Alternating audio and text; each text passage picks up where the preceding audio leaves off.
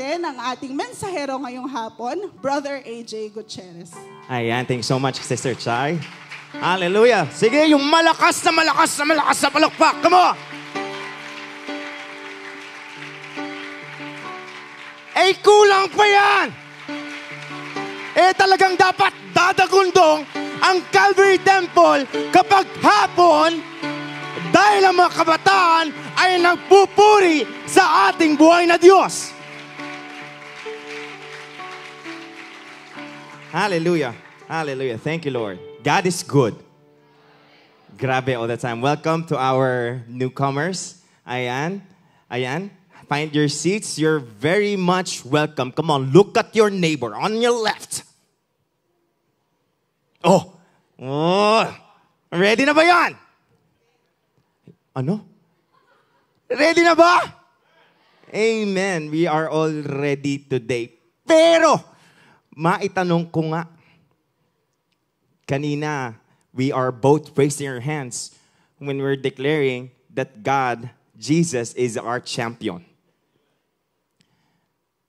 If that's what you believe in, I believe, maniniwala ka rin na kung ang Panginoon ay ang champion, ikaw din champion. Pakita nga ng mukha ng champion. May narinig ako eh. Paano kasi yung mukha ng champion? Eh, parang wala tayong pinag-usapan last week eh. Isa pa! Marina yan po. Hindi naman. Parang aso. Hallelujah. Hallelujah. You know, your neighbor on your left and on your right, he or she is a champion. And it's so because of Jesus. Amen. We are all champion. But,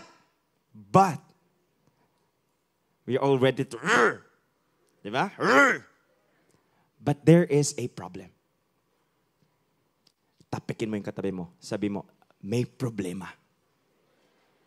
And we are going to talk this thing today. I am encouraging you, everybody, pigilan nyo muna ang mga ihi nyo. Wag muna kayong tatayo kung nasaan kayo ngayon dahil ang pag-uusapan natin ay napaka-importante because it affects even the Christians. And we are to take this seriously. Sino pong naiihi? Pigilan mo muna yan. Brother. De joke lang. Kung naiihi ka na, you go down. But what we are going to talk about is just so important. Because sometimes, before I'm gonna tell it to you, sometimes we take this thing lightly. Masyadong mababaw ang pagtingin natin dito sa bagay na ito. Kaya nga ngayon, everybody, at the end of this preaching, at the end of this service, we should come to a point na kailangan tayong lahat, isa ang paniniwala na isang bagay na to, na pag-uusapan natin ngayong hapon na to, seryoso. Especially today. Why? Because Jesus is about to come back. Malapit nang bumalik ang ating Panginoon. And what is happening in that time? In that periods of time na sinasabi ng Bible? Si Satan, double ang effort. Should we be serious about it? Definitely yes. That's why once again, are you ready? Pakita nga ulit na mukha ng champion. Isa pa. One more.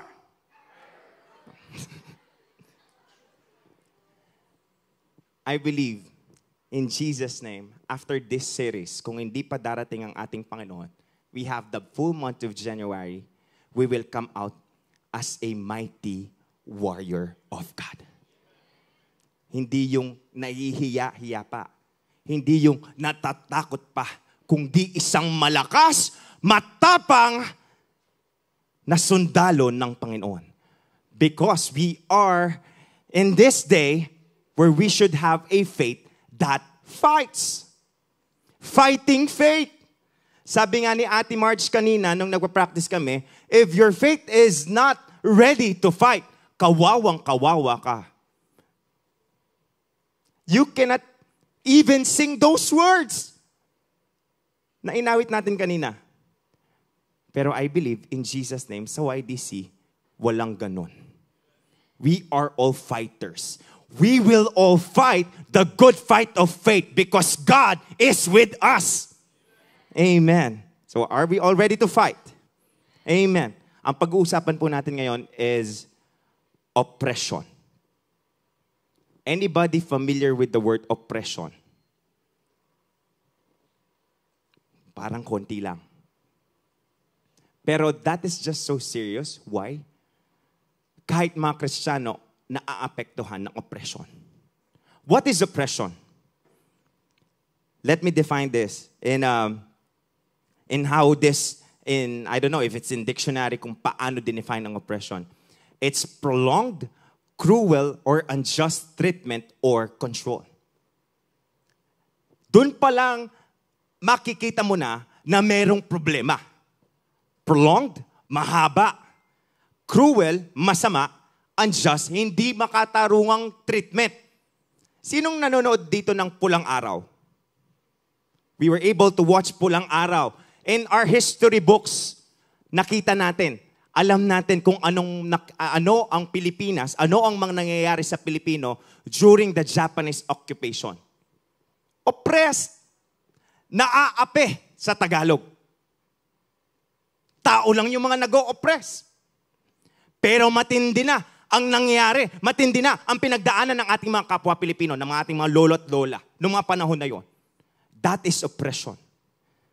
And you know, why this word, why this thing is serious? Kapag ito, hindi nyo po nalagpasan, kapag ito hindi nalagpasan ng tao, papasok siya sa panibagong estado. What is that? Possession.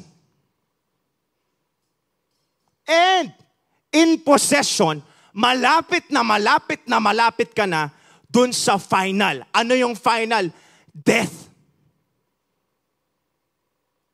Kuya, ang bigat naman. Oo. And we have to be serious about this. Why? Bakit kailangan natin maging seryoso? Alarming po ang nangyayari ngayon. Dahil yung bagay na yan, yung oppression na yan, nangyayari sa generation nyo.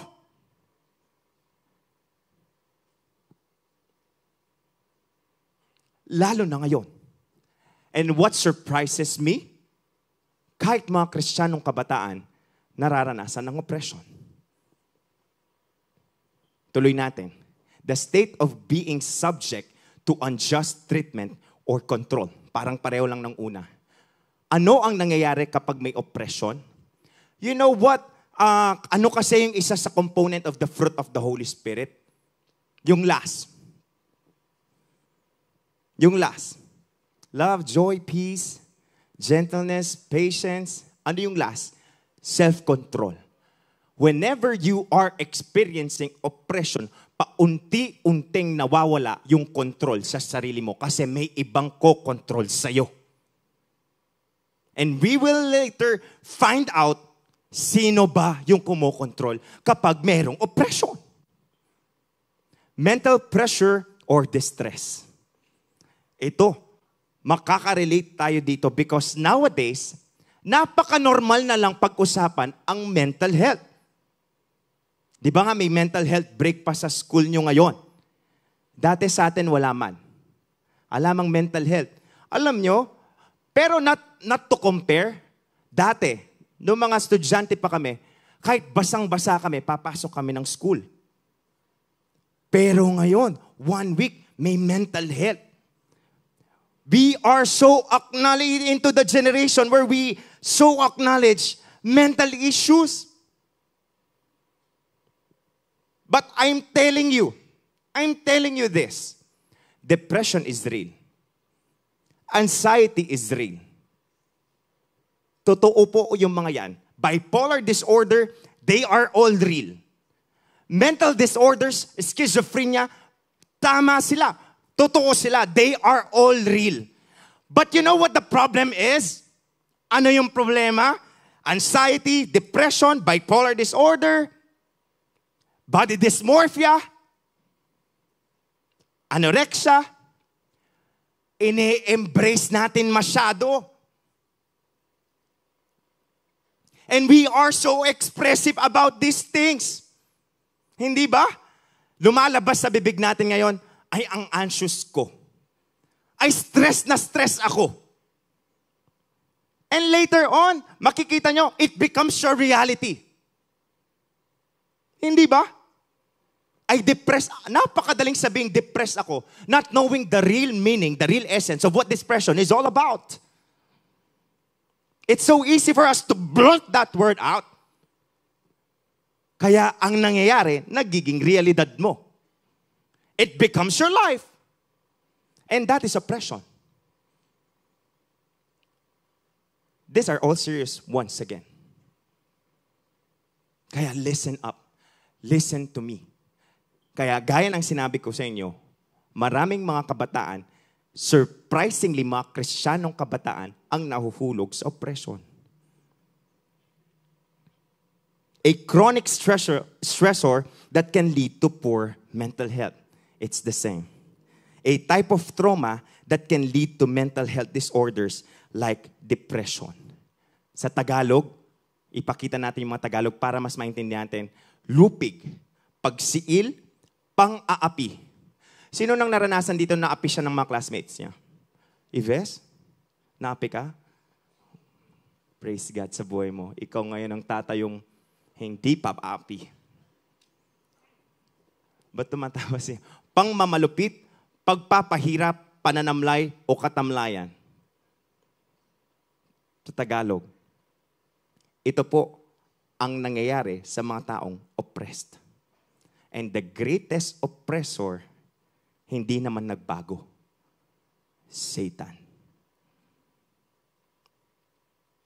From beginning up until today, ang ating oppressor, si Satan. Kuya, hindi ba pinag-usapan natin dun sa storya ni Jehoshaphat? Isang verse dun, Satan is already disarmed. Di ba? Nung because of the finished work of Jesus in the cross, na-disarm na si Satan, true. Tama yun. Nawala na siya ng authority. Kuya, bakit may oppression pa? Bakit nakakapag-oppress pa? Bakit nararanasan ko pang may anxiety? Bakit may depression pa? Di ba na-disarm na nga si Satan? That's true. But then, why is this still happening? Ang sagot dyan, simple lang, hinahayaan mo kasi si Satan. Because you have to remember this truth, this principle, Satan has no right over you anymore. Wala nang karapatan si Satan sa inyo, sa ating lahat, dahil kompleto po yung ginawa ni Jesus. Nung sinabi niyang, it is finished, so be it, then it is finished. Pero bakit nakakapanghari pa si Satan sa buhay ng bawat isa, buhay ng mga Kristiyano? Why? Hinahayaan natin. We let the guard down. Proverbs 4:23. What is it all about? Above all else, what do you guard? Your heart. Hindi ba kahapon lang, sinurrender mo na yung masturbation? Last week pala, you're so ready. Pero bakit nahulog ka na naman? Hindi ba last month lang, sinabi mo sa leader mo, Kuya, iso-surrender ko na po yung katshot ko. Don't laugh about this because this is serious. Sinabi mo, Kuya, ready na ako kasi gusto ko nang mag-straight sa ating Panginoon. Pero bakit ngayon nandun ka pa rin? Again and again, We are not here to condemn. But we have to deal with the problem. Because there is a problem. One thing, naririnig nyo na ito maraming beses na, one thing na meron si Satan, good thing, persistence. And he is willing to play the long game. Kahit months, kahit taon, ready makipaglaro yan para makuha ka ulit niya. Lalo na ngayon. Bakit? Alam niya, malapit na yung katapusan niya. Isasama niya lahat yung gusto niyang isama. Sino pa yung gusto niyang isama? Di yung mga dati niyang kasama. Sino yung mga dati niyang kasama? Tignan mo yung katabi mo. Yan yun. Di ba? Dati nating kakampiyan Di ba? Dati nating kasanggayan Di ba? Gusto niya, the more the merrier in hell. Totorment siya dun Ayaw niya mag-isa siya. Gusto kanyang kasama. Kaya gagawin niya ang lahat. Kaya kailangan nating maging seryoso sa ating buhay Kristiyano. Kasi kung hanggang ngayon, bata pa ako, kuya, boom! Kung ganyan yung mindset mo, makukuha ka niya, promise. Did you hear the news? 12 years old, died of depression. Is that God's will? No. 12 years old. Sinabi sa Psalms 91, with long life, I will satisfy you. Bakit may premature death? Boom. Oppression. Kaya nga, kung hindi tayo magiging seryoso about this, I'm speaking of reality. Hindi po ako nananakot. Realidad lang ito. You might be in that fate. Premature death. Pero I believe and I pray that this generation will be a type of generation who will fight oppression. Lalaban tayo sa oppression. So oppression is defined as being under attack, pressure, stress, or cruel control by someone or something. Sino dito stressed? Amen. Stress ka na sa edad mong yan, no? Uy, hindi. Seriously, yung stress, wag niyong sinisimple yung word na yon. Baka akala nyo, magaan lang yung salitang stress. Pressure, if it is taken in your mind every day, pabigat ng pabigat yan. Ayun, you will wake up one day oppressed. One thing about oppression, you cannot find the feeling of freedom. Kaya nga yung inaawit natin kanina, yung I'm free. Hindi mo maaawit yun kapag oppressed ka. Kaya nga si Jesus, isa sa nakita niyang seryosong problema, itong oppression. That's why when He came here, sinabi sa Luke 4:18-19, the Spirit of the Lord is on me. This is Jesus speaking. Because He has anointed me to proclaim good news to the poor. Number 1, He has sent me to proclaim freedom for the prisoners and recovery of sight for the blind. Number 2, number 3, to set the oppressed free. Kasi alam ng Panginoon, marami sa mundong ito na oppressed. And whenever you are oppressed, ang solusyon dyan, kailangan ma-set free ka. Kasi kapag hindi ka na-set free sa oppression, you will be possessed by the enemy. Posible ba yun? Kristiyano na ako, kuya. Balot pa ako ng banal na dugo. Posible ba akong ma-possess? It may take time. It may take time. It won't be easy for the enemy. But the enemy will never give up on you. Hahanap at hahanap yan ng pagkakataon, mind you. The devil is like a roaring lion. He is not the lion. Because we only have one lion, the Lion of Judah. Jesus. Satan always want to copy Jesus. He's like a roaring lion, seeking for somebody to devour.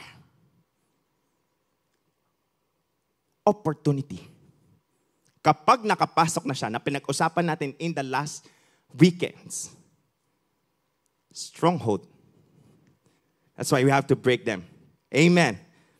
It's the same thing in Acts 10:38. And you know that God anointed Jesus of Nazareth with the Holy Spirit and with power. Then Jesus went around doing good and healing all who were oppressed by the devil. Because, gaya ng sinabi ko sa inyo, the greatest oppressor will always be the devil. And he will never give up. Kahit alam niyang talunan na siya. But as a Christian, YDC, you always have to remind him that he is a loser. Don't let the enemy dictate who you are and what will you become. Acts 10:38 in NIV version. Yes, and how God anointed Jesus of Nazareth with the Holy Spirit and power, and how he went around doing good and healing all who were under the power of the devil. So oppression is a disease. And Jesus came to heal. Ito po ang mandato, ministry na ginawa ng ating Panginoon. Because God was with him. Amen? I'm gonna give you a picture of oppression para mas maintindihan natin. Whenever you are oppressed, oppression is present in this. A demon temporarily gaining victory over a Christian. Yung temporary na yan, pwedeng maging permanent kung hahayaan mo. Tempting a Christian to sin. Hindering a Christian's ability to serve God. Ining masaklap. Gustong-gusto mo nang mag-serve, pero hindi ka makaserve sa Lord dahil may nagko-control sa'yo. Wala na nga yung self-control eh. Malungkot ka, downcast ka, ayaw mo nang tumayo sa higaan mo, imbis na dapat nandito ka sa YDC, imbis na dapat nagsisiyo ka, nasa bahay ka, nakakulong. Oppression. Strongly influencing a Christian's thoughts, behavior, and spirituality. The favorite playground of Satan is your mind. Saan? Kaya beware of what you watch. Beware of what you read. Beware of the company that you join in. Kasi kung hindi mo tinake into consideration yan, pwedeng gamitin ni Satan to oppress you. To be more practical, picture of oppression, puno ka ng takot.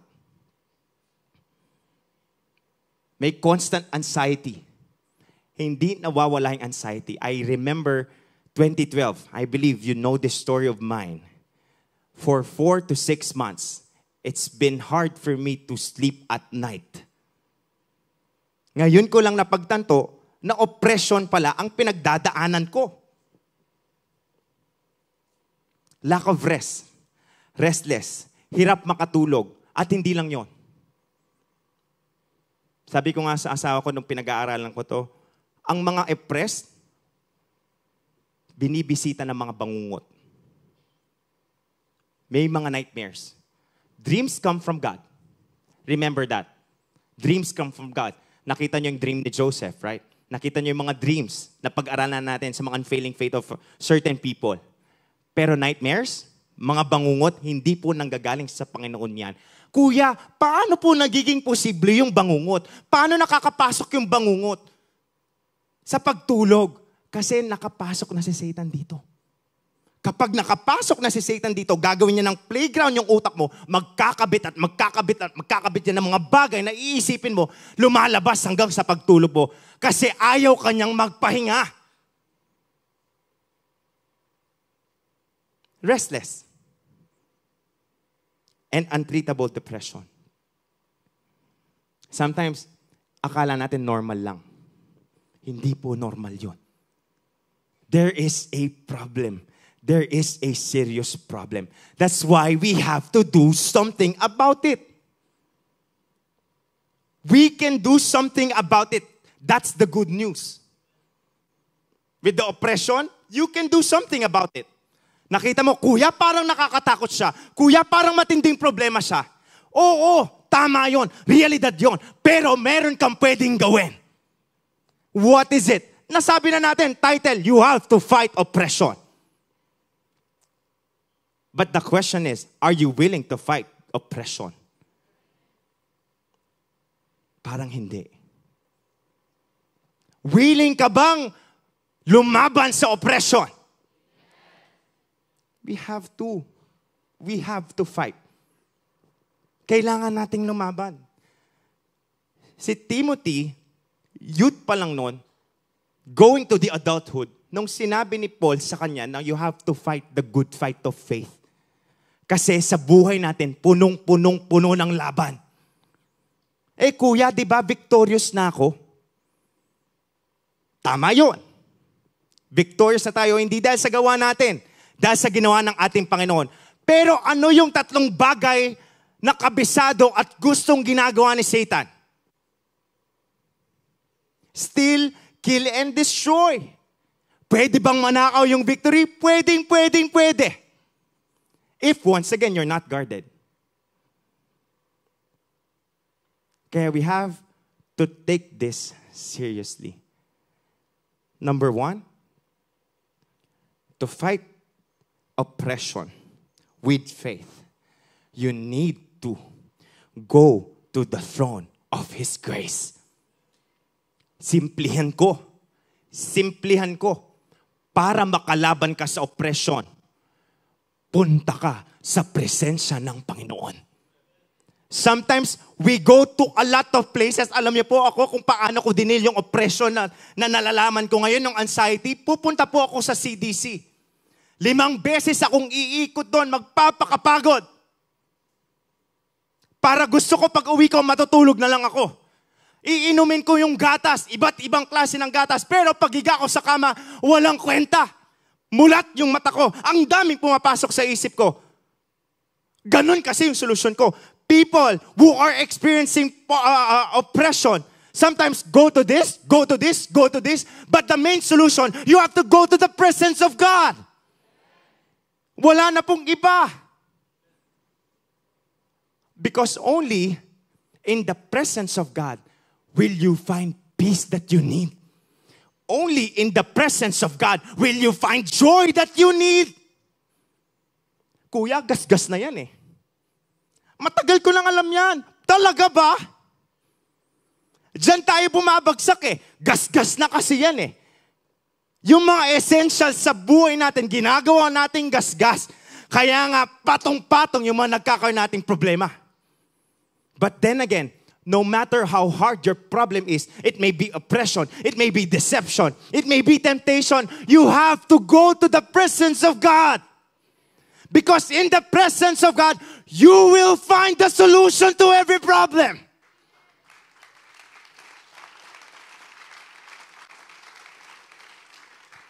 Hebrews 4:16, let us then approach God's throne of grace with confidence. Kahit anong klase pa ng pinagdadaanan mo, kapatid, welcome na welcome ka sa presence ng ating Panginoon. Kahit gumawa ka pa ng pagkakasala, kapatid, that is the beauty of the grace of God. Go to the throne of His grace so that we may receive mercy and find grace to help us in our time of need. You know, those who are oppressed, it is a time of need for these people. Pero mas lalong nagiging matindi yung oppression sa kanila. Maybe sa atin na nandito ngayon. Kasi nahihiya tayong lumapit sa Panginoon. Where in fact, in the first place, una pa lang, papasok pa lang yung oppression na yan. Papasok pa lang sa utak natin yan. Si Lord, naghihintay na sa atin, punta ka na sa akin. Pero hindi. Prideful tayo eh. I got this lagi eh. Kaya ko to, Lord. Kaya nga gigising ka sa umaga, ayan na, iba't ibang klaseng mental health issue meron ka na. Kayabangan. Always remember this. God gives more grace to the humble. Sino yung mga humble? Yung mga alam at marunong lumapit sa Panginoon sa mga pagkakataong may pangangailangan. Dahil alam ng taong ito na hindi niya kaya kung siya lang mag-isa. Amen? In Matthew 11:28-30, this is a familiar verse, a beautiful verse, a hope-reassuring verse. Verses, come to me, all you who are weary and burdened, and I will give you rest. Yung rest na hinahanap natin, maybe you are restless today. Ang solusyon lang, pumunta ka sa ating Panginoon. Take my yoke upon you and learn from me, for I am gentle and humble in my heart, and you will find rest for your souls. For my yoke is easy, and my burden is light. Alam nyo, i-connect lang natin to dito sa isang verse. Parehong-pareho pala ang pagkakalathala in Philippians 4:6. Don't worry about anything, sinabi ni Paul sa mga taga-Philippians. Sa mga Philippians. Instead, pray about everything. When you pray to the Lord, what do? You come to Him. Kasi alam ni Paul, alam din ng Panginoon, na there are worries in life. Papasok yung mga worries sa buhay. Pero pwede kang may gawin sa mga worries at concerns mo sa buhay. Stop solving your problem alone. Stop managing your issues in your life by yourself. It's time to go and humbly go to the presence of God. Tell God what you need and thank Him for all He has done. Then, only then, you will experience God's peace. Yung peace, di ba napag-aaralan na natin to? Merong binibigay na peace ang mundo, sabi ng Panginoon. But the peace that I give you is perfect peace. Dahil ang perfect peace, tandaan natin, hindi siya nakadepende sa sitwasyon mo. Hindi siya nakadepende sa pinagdadaanan mo. Ang perfect peace na sinasabi ng Panginoon, nakadepende sa pangako ng Panginoon na hindi ka niya iiwanan, hindi ka niya pababayaan, kahit dumadaan ka sa ganitong klaseng sitwasyon. His peace will guard your hearts and minds as you live in Christ Jesus. Kuya, wait lang. Pumunta naman ako sa presence ng Lord eh. Alam ko na yan eh. Matagal na yan eh. Nasabi na rin sa camp yan eh. Pero bakit nandito pa rin ako sa sitwasyon na to? Naranasan nyo na ba yun? Pumunta naman ako eh. Nag-pray na nga ako eh. Pero bakit bigat na bigat pa rin ako? Bakit meron pa rin anxiety? Bakit I still feel downcast? Sometimes this is the reality. Pumunta ka nga sa presence ng Lord, pero sumilip ka lang. Pumunta ka sa presence ng Lord, nag-pray ka, 5 minutes for you, that's enough. Back to social media. Back to regular programming. Okay na siguro yung 5 minutes. Okay na siguro yung 10 minutes. The 24 hours of the whole day, 5 minutes, for you, it's fine. Silip lang po yun. And I firmly believe in this. You will never achieve intimacy kung ganun lang ang oras na kaya mong ibigay. 5 minutes? Tapos nagmamadali ka pa. Tapos sasabihin mo sa amin, sa mga leader mo, bakit paulit-ulit na lang ako dito?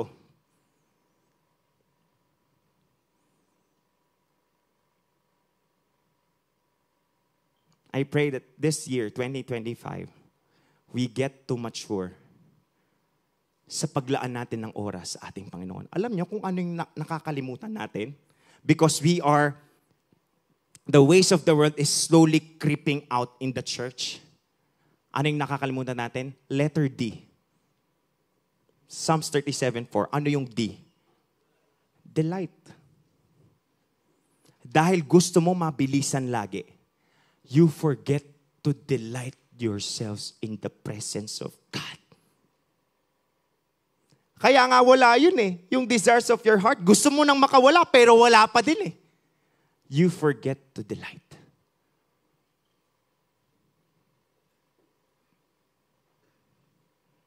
Kaya maraming mga Kristiyano ngayon, I don't know, if meron tayon ngayon na kasama, na oppressed. Kasi ginagawa si Lord, go to, na mabilisan lang. Parang drive-thru lang.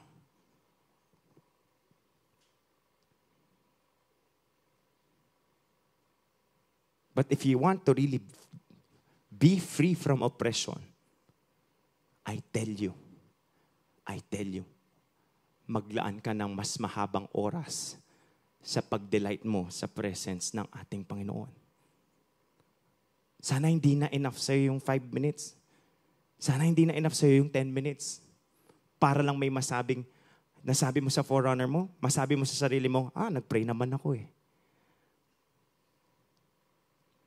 Remember, those heroes of faith, hindi lang 5 minutes ang linaan nila sa oras sa ating Panginoon.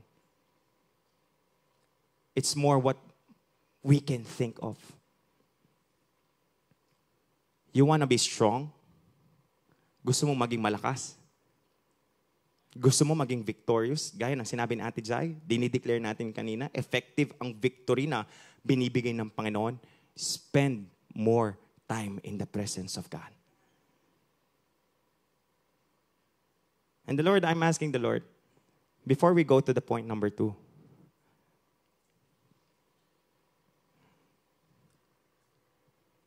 Lord, what will we do today? Because this is very alarming, gaya ng sinasabi ko sa inyo. Maraming mga kabataan ngayon, in your group, even Christians, are facing oppression. Ang daming instrumento ng oppression. Pornography, homosexuality, masturbation, wrong relationship, rebellion.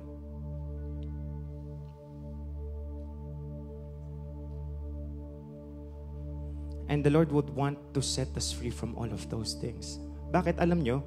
Listen up. 3:16. Alam nyo kung bakit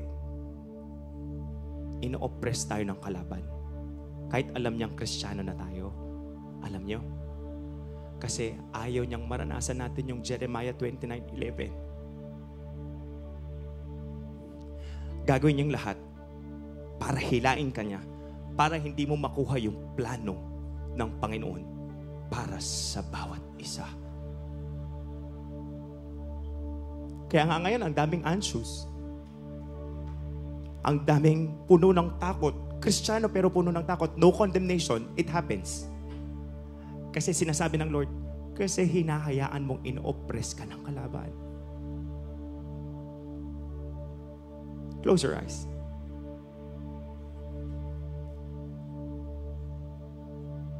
Narinig niyo yung mga indikasyon ng oppression.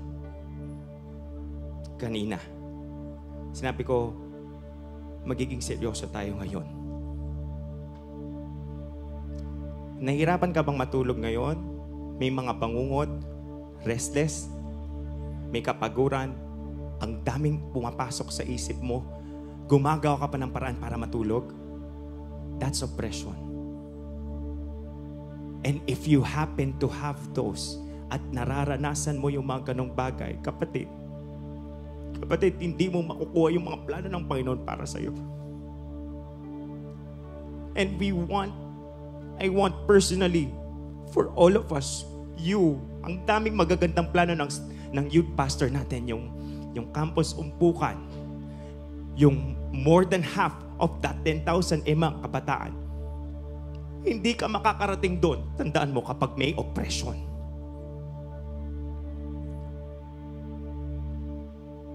As your eyes are closed, I want you to be honest.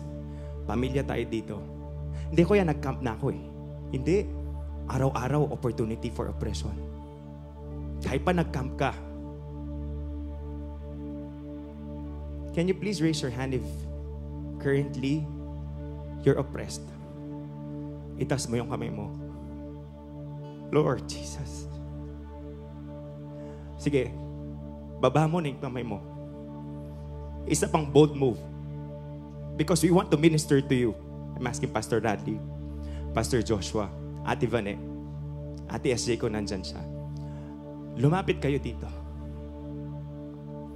One bold move. If you want to be set free from what oppresses you, ito yung tinuturo ng Panginoon. Go to the throne of grace. Sabihin mo, ayoko na. Paulit-ulit na lang. Lumapit ka dito. Lumapit ka dito.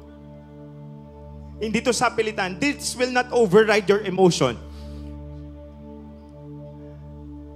Kasi alam nyo yung mga kabataan ngayon, matindi yung atake ni Satan. Matinding. And us being your leaders, we want to pray for you. We have to be set free from oppression.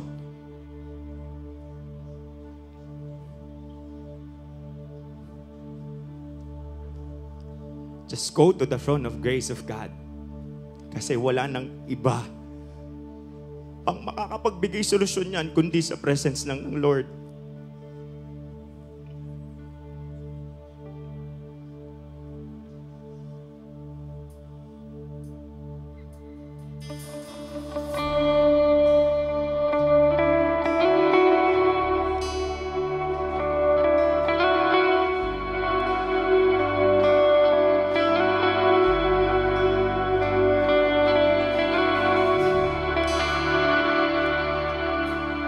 The Lord is giving you opportunity.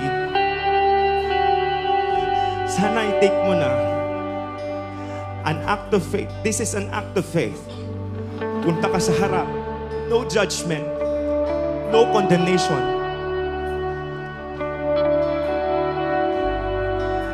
Wala. Promise, wala. Kasi gusto nating makalaya lahat. Kasi ito yun eh. Ito yung realidad eh. Satan is always ready to attack.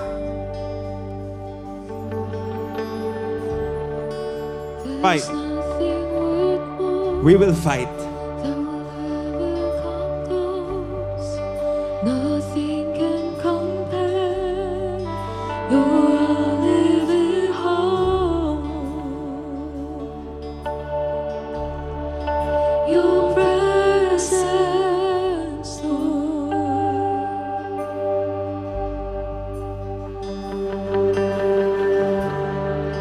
I've tasted and seen of the sweetness of love, when my heart becomes free and my shame is undone.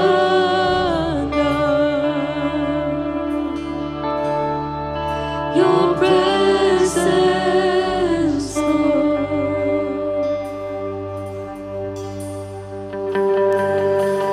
Holy Spirit, you are welcome here. Come flood this place and fill the atmosphere. Your glory, God, is what our hearts long for. To be overcome by your presence, Lord.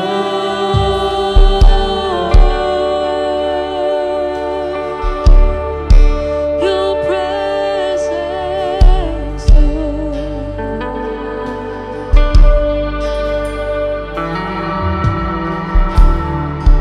There's nothing worth more that will ever come close.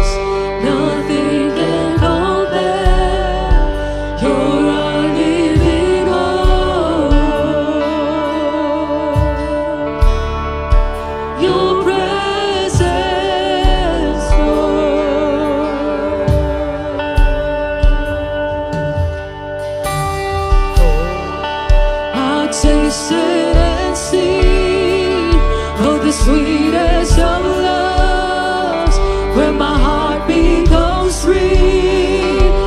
our shame is undone.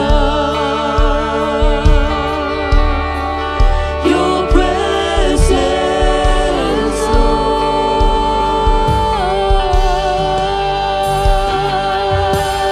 Holy Spirit, you are welcome here. Come flood this place and fill the atmosphere. Your glory, God, is what our hearts long for. To be overcome by your presence, Lord. Holy Spirit, you are welcome here. Come flood this place and fill the atmosphere. Your glory, God, is what our hearts long for. To be overcome by your presence,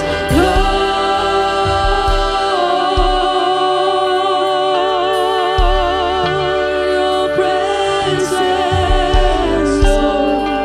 Oh, we humble ourselves into your presence, Lord. Oh, we submit to you. Oh, your presence, Lord.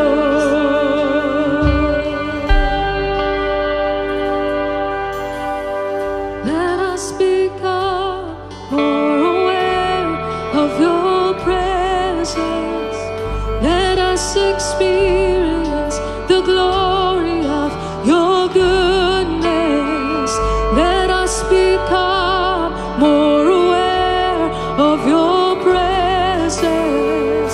Let us experience the glory of your goodness. Let us become more aware of your presence. Let us experience the glory of your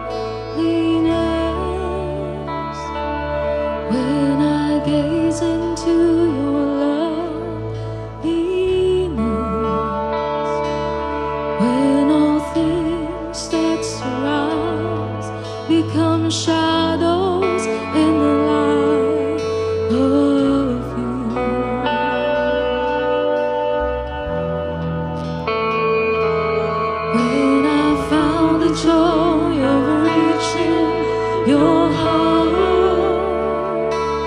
When my will becomes enthroned in your word.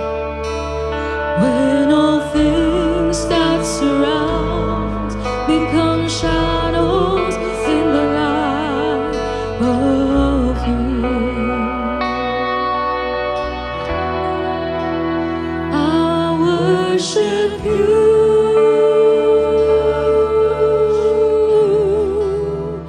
I worship you.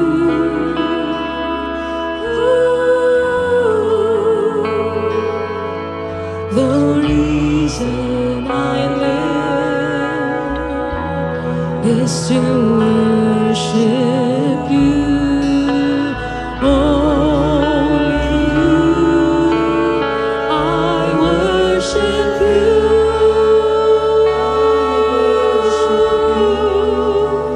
I worship you.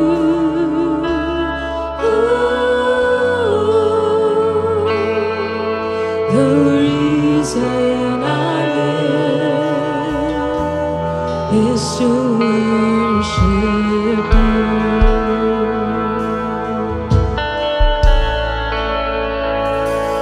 When I look into your holiness, when I gaze into your loveliness, when all things that surround become shadows in the light of you.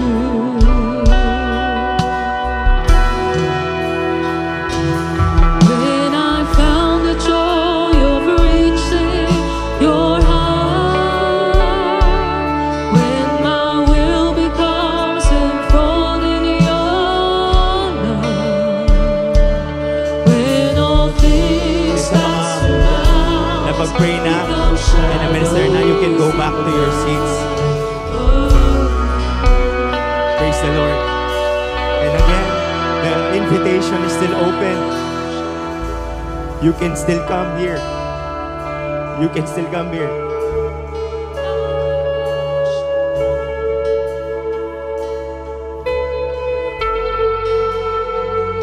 This is the beauty of surrender. Baka ito na yung hinihintay mo. You can come here in front.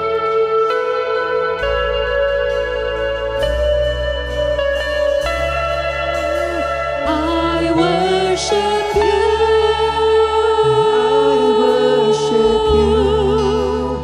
I worship you.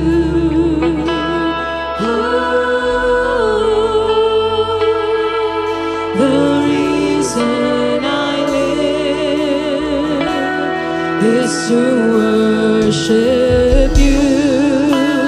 Only you.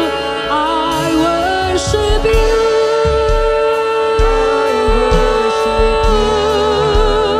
I worship you.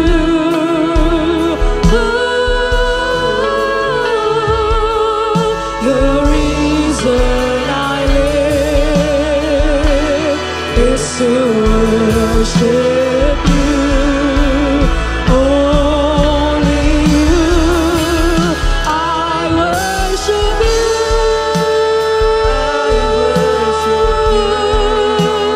I worship you.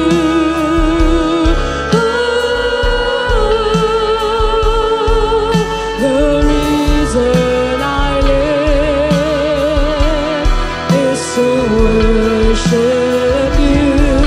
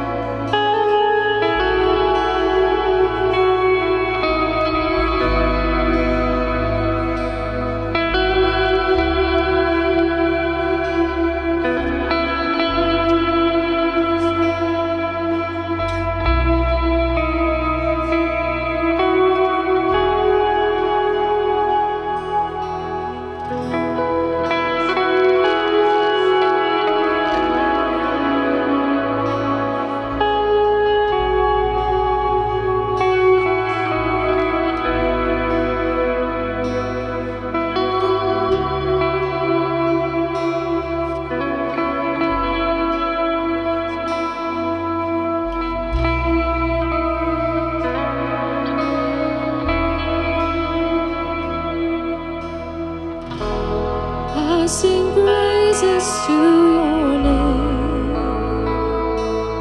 Oh Lord, praises to your name. Oh Lord, for your name is great and greatly to be praised. I sing praises to your name. Oh Lord, praises to your name. Oh Lord, for your name is great and greatly to be praised. I sing praises to your name. Oh Lord, praises to your name. Oh Lord, for your name is great and greatly to be praised. I sing praises to your name. Oh Lord, praises to your name. Oh Lord, for your name is great and greatly to be praised. I sing praises to your name. Oh Lord, praises to your name. Oh Lord, for your name is great and greatly to be praised. I sing praises to your name. Oh Lord, praises to your name. Oh Lord, for your name is great and greatly to be praised. I sing praises to your name. Oh Lord, praises to your name. Oh Lord, for your name is great and greatly to be praised. I sing praises to your name. Oh Lord, praises to your name. Oh Lord, for your name is great and greatly to be praised.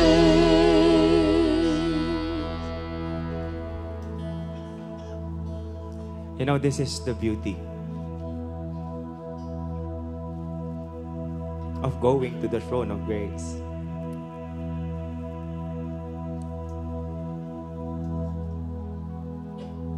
Kahit anong bigat pa yung dinadala natin,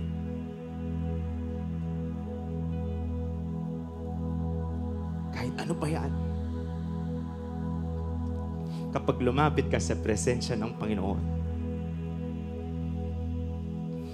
when you come to Him, heavenly burden, weary, tired, the Lord says, Jesus is telling you today, I will give you rest.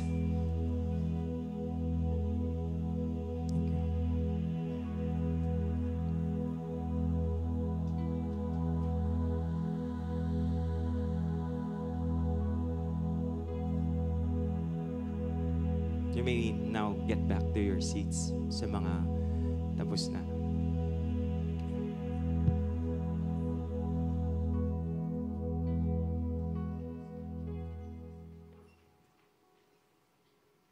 Just give me 10 minutes.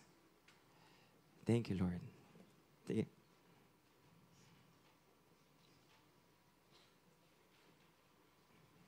Thank you, Jesus.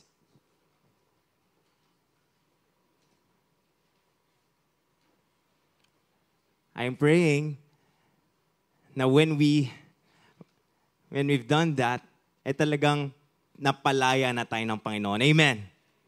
Amen. Sino dito talagang na-relieved? You know, ang kagandahan pa whenever we go, this will just gonna be short. When we continue to go to the throne of grace of God, when we continue to go to the presence of God, we get to remember who we are in Christ. That's why number 2, to fight oppression with faith, you need to remember your identity in Christ.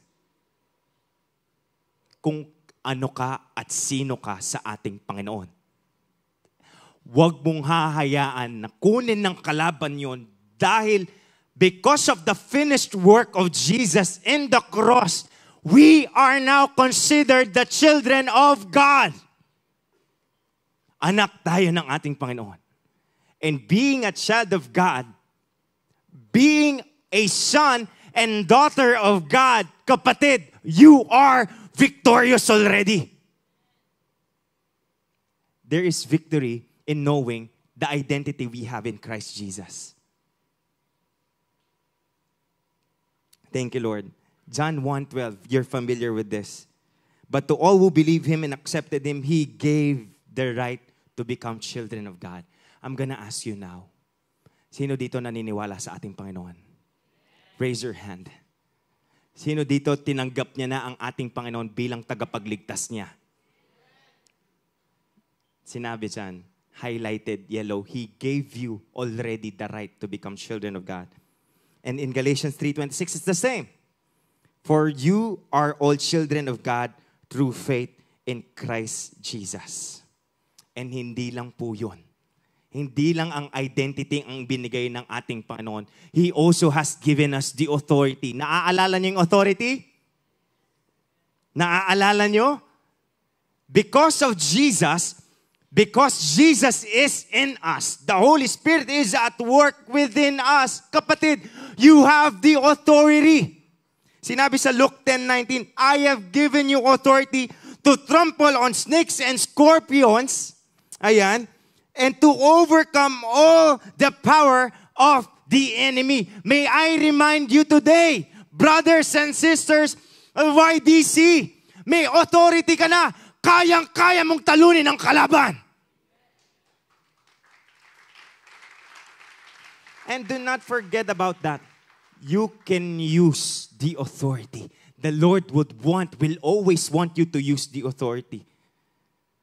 Kahit gaano pa kabigat ang oppression na binibigay ng kalaban sa ating lahat. That's true. That's reality. But on the other side, there's a one reality too. Meron ding isang realidad na mas totoo. Ano yon? Meron kang authority na binigay ng Panginoon. Kaya lang dapat gamitin mo. And sinabi sa last words, Luke 10:19, nothing will harm you.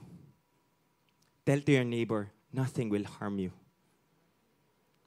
Nothing will harm you if you use your authority. Romans 8:31.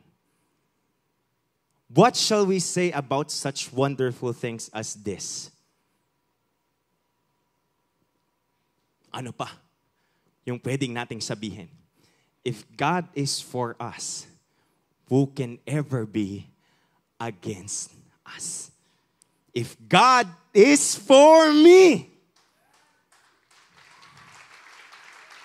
kung kakampi ko ang Panginoon, kapatid, lahat tayo kakampi ng Panginoon. Sino pang makakadlang sa'yo? Wala na. Wala ka nang dapat ikatakot pa. Wala ka nang dapat ipangamba pa dahil kasama natin ang Panginoon. Parang yung palakpak na yan, parang...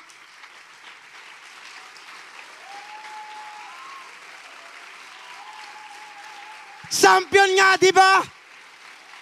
Champion, di ba? Pinalaya na nga, di ba? Wait lang. Ulitin ko. Romans 8:31. What shall we say about such wonderful things as this? If God is for us, who can never be against us?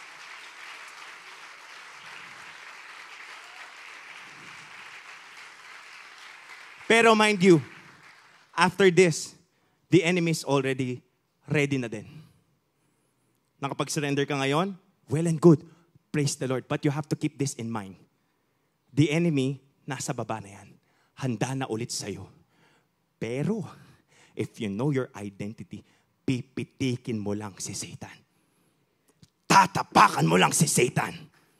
Because you already have the authority. You remember that.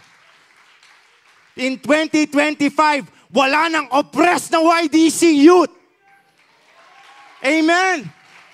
Alam nyo, kapag tinanggal natin yung oppression, madali na lang yung multiplication. So because of the grace of God. And lastly, to fight oppression with faith, you need to speak God's word over your situation. Ano yan? Speak God's word over your situation. Amen. There is power in what you declare. Start telling positive things about your life. Mag-umpisa ka na ngayon. Positive lagi. Dahil ang mga pangako ng Panginoon, yes. Kailangan nating mag-agree. That's why we say amen. Pero kung hindi lumalabas sa bibig mo yan, kapatid, kahit gaano pa kaganda yung pangako, dumadaan lang sila sa'yo. Hindi mo natatanggap buhay. Hindi lumalabas sa bibig. Dapat hindi lang hanggang dito. Out of the abundance of your heart, pinupuno ng Panginoon ng pangako ang mga puso ng bawat isa. Pero nagnanatili lang silang dito, hindi nagiging realidad sa buhay natin dahil hindi natin sinasalita. Hindi natin ibinibigkas. Pero ngayon, January 18, 349, YDC will start declaring positive words. God's word over your situation. Proverbs 18:21, death and life are in the power of the tongue, and those who love it will eat its fruit. Huwag po tayong maniwala. May bagong prinsipyo ngayon ng mundo eh. I don't know if you're familiar in toxic positivity. Kung narinig nyo na yon, demonic. Toxic positivity, lagi daw positive. Kahit negative na yung nangyayari. Anong gusto nyo? Anong gusto ng mundo? Negative na, tapos magde-declare ka pa ng negative. Kahit negative na yan, we can say positive things because there is power in what we declare. Alam nyo, story lang. Meron tayong isang kapatid dito. Kasi nga, yung isang singer, kaibigan niya. Kaibigan niya. Para siya yung manager nung kasama natin mga worship, sa worship team. Lagi namin siyang binabanggit, manager. Naging laman ng puso niya. Alam nyo, manager na siya ngayon. Nakakatawa mang isipin, pero sa mga bagay na binabanggit ng bibig natin, may power yan. Hindi basta-basta lang. Kaya kailangan nating pag-isipan yung mga bagay na lumalabas sa bibig natin. Declare positive things about your life. Amen. Numbers 14:28. So tell them, as surely as I live, declares the Lord, I will do to you the very thing I heard you say. Sino dito gusto maging successful? Sabihin mo na ngayon, I am successful. Alam niyo yung 5-minute challenge ni Pastor Radley last time, right? Natatandaan niyo? Ano yung 5-minute challenge? Ano? Kung natatandaan niyo last week, what is the 5-minute challenge of Pastor Radley? Pagkagising, kausapin, gawin na nating 10 minutes, mag-add tayo ng 5 minutes. 5 minutes, declare positive things. Ang pogi mo, ang ganda mo, matalino ka, victorious ka, anak ka ng Panginoon. Healthy ka, blessed ka. After you pray, you declare the promises of God. And you will see, then you will see, they will all come to reality because there is power in what you declare. Amen. Lastly, 2 Corinthians 4:13, it is written, I believe, kasi naniniwala ko, therefore, I have spoken. Since we have the same spirit of faith, we also believe and therefore speak. Last statement, fight oppression with the words of faith in our declaration. So YDC, ay kuya, go to the throne of grace agad. Ulit, joke. YDC, sinong handang-handa ng labanan ng oppression? Patuloy yan. Hindi hihinto yan, sabihin ko sa inyo. Pero, whenever you prepare yourself to fight, surely, if God is with you, you will win. Amen. Last verse, Galatians 5:1. It is for freedom that Christ has set us free. Parang Pastor Joshua, hindi nila talagang nakita yun ah. Ulitin ko. Sabay-sabay natin, no? Are you ready? Galatians 5:1, sabay-sabay natin basahin. Are you ready?